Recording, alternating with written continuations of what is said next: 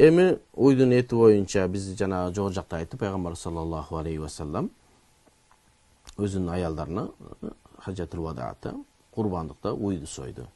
Имам Сахави айтып атат, эгерде оору боло турган болсо, ал ошол нерсе менен Аллахтарга жакындабайт эле деди. Бул хадисти Бухари жана Муслим өзүнүн хадисинде, китебинде риваят кылган. Демек биз ушунча хадис сахих турса, барып ушул даиф хадистин аркасынан ээрчибейбиз. Дагы бир айтып кете турган маселе, эми бул уйларга азыр ушинтип дары себилип атат, анан уйлар баспай турат, анан ошондон улам мындан оору болот деп. Ал нерсе бардык нерседе бар. Ал жылкыда деле бар. Жылкынын этин көп жесең, давлениең көтөрүлөт. Чучугун жегин, сахар болосун, өлөсүн. Уйдун этинде деле ошондой суук көп жесең, ал деле зыян. Алманы көп жесең деле аз дары менен болуп атат бардыгы. Az dары менен бышпаган эч нерсе жок. Жада калса койлорго дагы дары берилип атат. Az уйларга көп дары берилип, ошонун атайын семиртип, анан союп атат, зыяндуу деп атпайбызбы? Ал бардыгына дары берилип атат.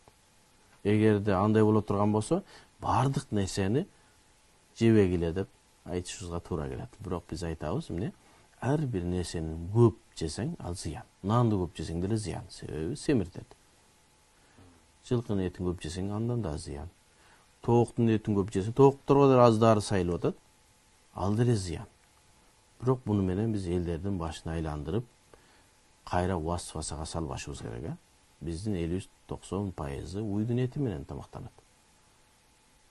Анан уйдун эти ушундай деп койсо, азыр адамдар ошо суроо көп болгондугу үчүн ушул сабакты неме кылып да, эч кандай андай васваса болот дегенге далил жок бизде.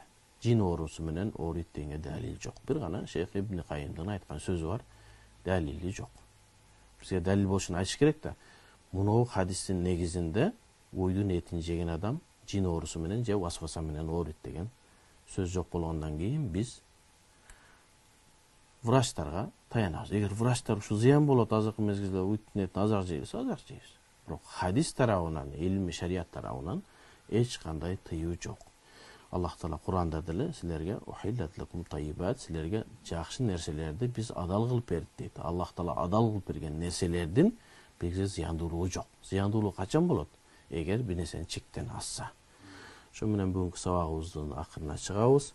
Ва саллаллаху таала хайра халқи Мухаммад ва аля алихи ва асхаби ажмаин. Ассаламу алейкум ва рахматуллахи ва баракатух.